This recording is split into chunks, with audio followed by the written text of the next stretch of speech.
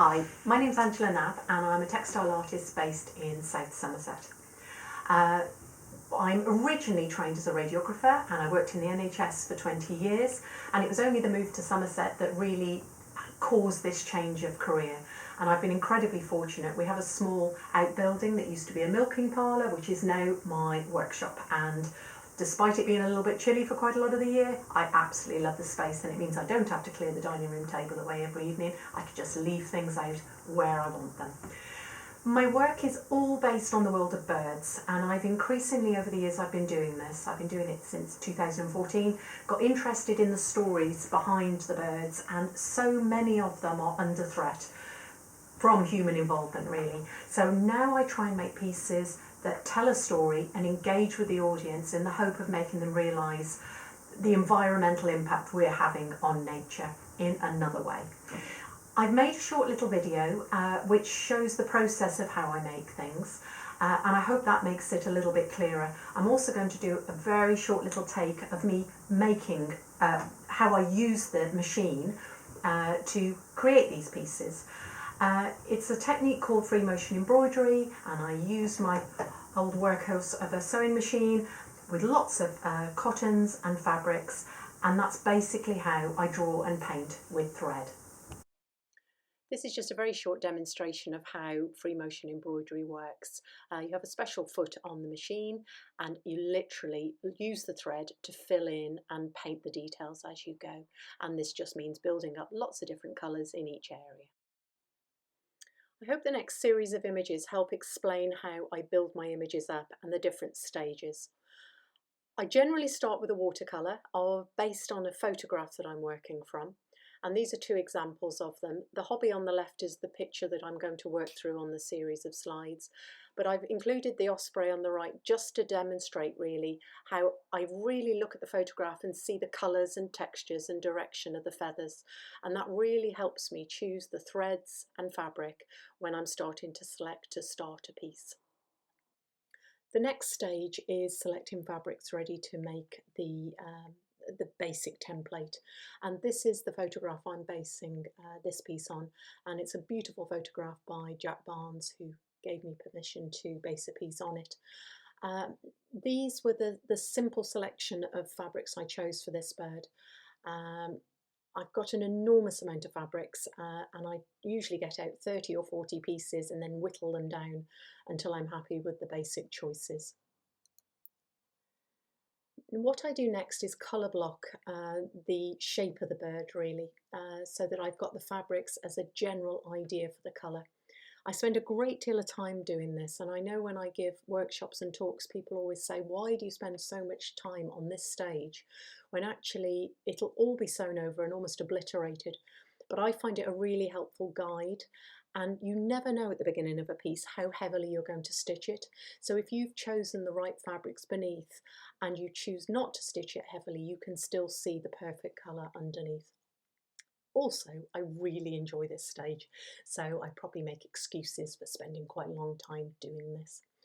On the left hand side you can see I've selected the fabrics, and on the right I've started to mark out where there's going to be details. Now these markings are ready for me to add textile paint to, and they are only a guide. So you can see here I've almost touched up the areas that I'm going to add stitch to, so they will not be seen at the end of the process, they're just a guide for me. On the right you can see I've chosen the threads that I'm going to use for this piece, and I like to get them all out at the beginning. I'll probably use 3/4 of them, but it's lovely to have them all at hand so you can just dib in and pick what you want and not be sorting through boxes and boxes of threads, because I do have an enormous amount of threads. I tend to pick them up at flea markets, and occasionally I'll buy them specifically for a piece if I can't find exactly the right colour. One of the reasons I mark the piece up with paint initially is once you're working in a hoop under the machine, there's very little room to actually visualise what you're doing and see the bigger picture. Easier on a bird that's small like this one, but I've done very large pieces on vultures and a common crane, and you can really lose your way on direction and where you are if you're upside down, all the rest of it. So it's much easier marking it all out. Now the technique I use is called free motion embroidery, And it literally means you are guiding where that needle goes. There's no preset things on the machine. It's not computerized. It literally is down to where I move the fabric underneath it on straight stitch and it will fill in. And that's how I literally draw and paint with the thread. I love the process and I love the way it builds up. Some pieces towards the end are so thick that I've broken needles on them as you add more and more textures and colours. But you can see here I'm working on the underside of the wing and it's nearly finished. The right hand side you can see that I make the birds now separately to the background. I used to make them directly onto the background, but there were a number of issues with that, and after many years, I've been doing this since 2014, I found that it's easier to make them separately. So this allows me then to offer up the finished bird with all the colours as they end up against the background fabric, so I'm sure that I'm happy with how that marries up. On this piece, I've made a grid-like structure and I've written words across it. Now, these words, I spend a lot of time researching the birds I do, and I tried to pick out keywords that capture the essence of this bird and a little bit about its habits and where it goes. Very difficult in a tiny grid like this. So to make it A, fit, and B, capture what you want to capture. Now, once I've done these words onto the background, I then mark, I've used iron removable pen so I know where I'm going, and then I literally stitch over each letter 3 or 4 times to make the word stand out to the degree I want it to. Now, the limiting thing with this grid-like structure, which I've used a number of times, is how few words you can use. And over time I've wanted to do poems or get more information in behind the bird, and you can see this on the right hand side. This I've freehand written a poem which a local farmer on the Somerset Levels has written, and he writes the most beautiful poetry that captures his understanding of his land and the nature found in it. So I've literally done the whole poem onto the background with iron removable pen, and then I have freehand stitched with the machine all the way around it to capture all the words. They link, every word links, because otherwise you'd be stopping and starting a great deal, but I think it reads reasonably well actually. You can see on the left hand side of the picture I've had the iron over the word, so it's now just the thread colour, and on the right you can see where I'd marked it out earlier. And then here's the finished little hobby on his word background, and I was very pleased with him. So I think he captures the essence of the bird quite well. Now, I don't always start with fabrics, layered fabrics. I've been experimenting over the last probably year, 18 months at just painting the birds and then using that paint as the guide ready for stitching.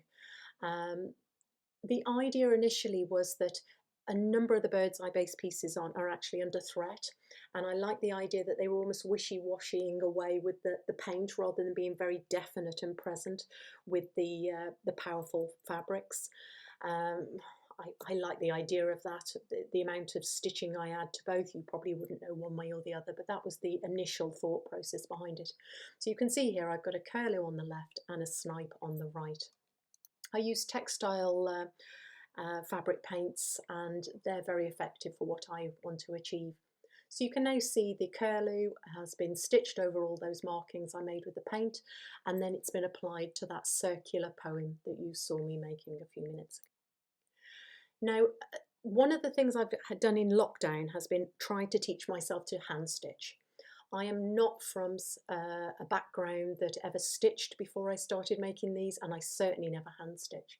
So this has been quite a steep learning curve, but really enjoyable. So you can see in the top left picture, I have the pieces cut out ready to bond a web together like I do previously.